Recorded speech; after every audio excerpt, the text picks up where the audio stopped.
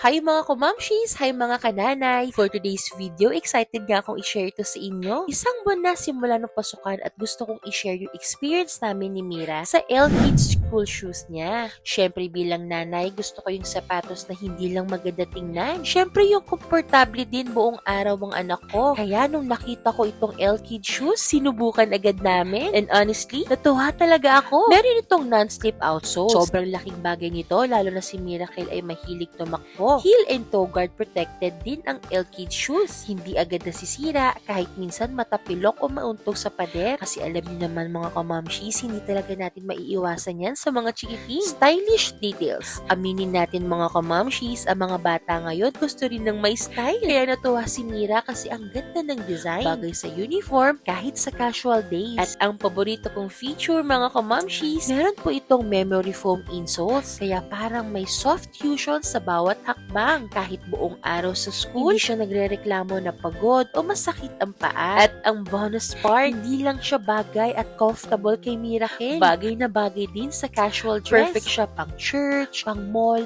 o kahit pang gala days namin. Isang sapatos, maraming gamit. Kaya mga kamamshi, highly recommended ko talaga ito. Pasado ang L-Kids shoes. Hindi lang matibay, hindi comfortable at stylish pa. Style to shine with L-Kids shoes. Kaya naman, don't forget to visit their social account and visit their branches to your favorite malls.